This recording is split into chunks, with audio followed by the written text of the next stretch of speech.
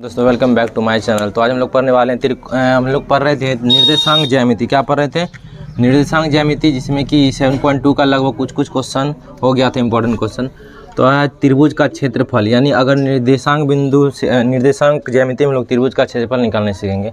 तो त्रिभुज अगर बन रहा है तो उसमें कितना पॉइंट दिया हो रहेगा। ये देखो शीर्ष, ये शीर्ष, ये शीर्ष, कम से कम तीन बिंदु से नहीं मिलकर त्रिभुज बन, तीन बिंदु को मिलाएंगे तो क्या बनेगा? त्रिभुज। तो कम से कम कितना बिंदु रहना चाहिए? तीन बिंदु। तो हम लोग को इसके क्षेत्रफल निकालना, जैसे कि ये क्या ग्राफ है, इसके ये तल है, इसमें तीन बिंदु दिया हुआ P Q R, P Q और P, x1 y1 P1 का कोऑर्डिनेट है, यानी इसका जो x1 y1, Q क्या है x2 y2 और R क्या है x3 y3। कुछ भी इसको भी x1 y1 मान सकते, इससे कोई डिफरेंट नहीं होने वाला, जिसको जैसे मान सकता। लेकिन तीनों का अलग अलग कोऑर्डिनेट होगा कि नहीं? तीनों बिंदु अलग अलग जगह है, तो इसका x का मान, इसका x का मान, इसका x का मान डिफरेंट होगा कि नहीं? डिफरेंट होगा। और कभी कभी ये सीधा में होगा तो एक भी हो सकता है, लेकिन तीनों हम लोग अलग अलग लेंगे। x1 इसके x नियामक को x2, इसके x नियामक को x3। तो तीनों बिंदु को जब मिलाएंगे तो एक त्रिभुज बनेगा। तीनों बिंदु को मिलाएंगे तो त्रिभुज का निर्माण होगा। अब इस त्रिभुज का क्षेत्रफल कैसे निकालना? इस त्रिभुज का क्षेत्रफल कैसे निकालना? तो त्रिभुज कौन सा बन रहा है?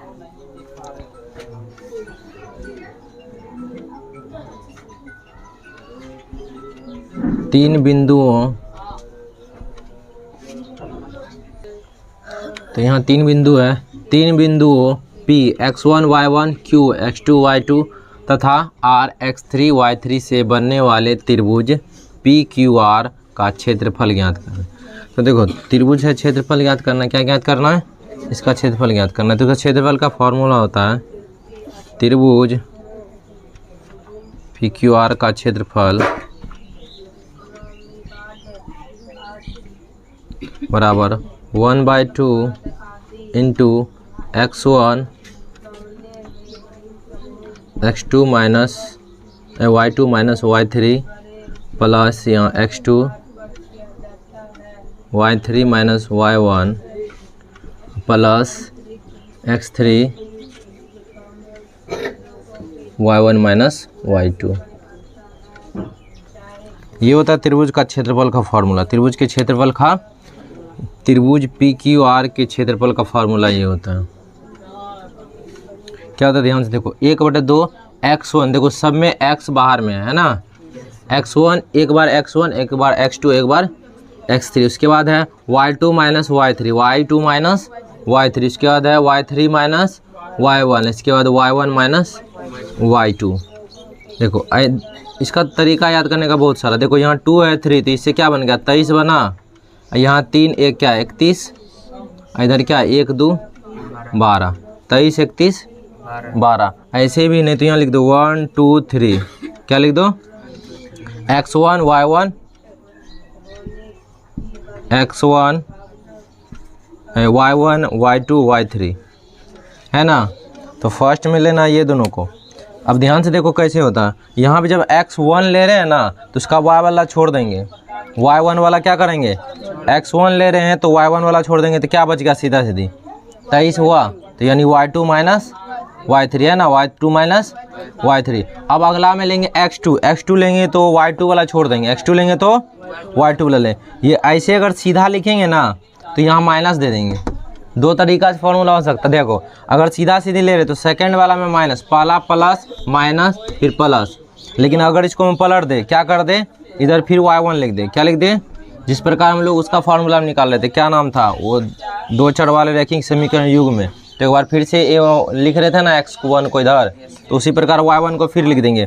ये सब एक दूसरे के साथ में होना चाहिए। जैसे देखो x1 y1 के साथ में, y1 के साथ में, ये सभी एक दूसरे के पास में होना चाहिए ना। देखो ये देखो 2 3 और 1 के पास में है, 3 2 और 1 के पास में। अगर यहाँ 1 रहेगा तो दूर हो जाएगा, इसलिए एक बार और लिख लेंगे। तो हम क्या बोले, x2 जब लिख रहे हैं तो y2 वाला टर्म छोड़ देंगे, और क्या बच गया इधर से y3 माइनस y1। सिंपल है। अब जब देखो x3 लेंगे, क्या लेंगे? x3, तो y3 छोड़ देंगे। y3 जब छोड़ेंगे तो क्या बचेगा? देखो y1 माइनस y2 बचेगा। सिंपल है। x1 y1 y2 y3 लिख देना, एक बार और y1 लिखना, काम आएगा। तो देखो जब x1 लेंगे तो x1 क्या करेंगे? छोड़ देंगे, तो क्या बचेगा? y2 minus y3। फिर अगला जब x2 लेंगे हमेशा x2 बाहर में रहेगा। x2 लेंगे तो y2 वाला टर्म क्या करेंगे, छोड़ देंगे, तो क्या बचेगा, हमेशा दायां साइड देखना है, तो क्या बचेगा y3 माइनस y1। और जब x3 लेंगे तो y3 छोड़ देंगे तो क्या बच गया y1 माइनस y2। नहीं तो ऐसे याद करेंगे 23, 31, 12। अब बाहर में तो x1 y1 x1 x2 x3 रहेगा, ये अंदर में 23, 31, 12। कहने का मतलब कि ये 2 y2 y3 y3 y1 y1 y2, समझ गया।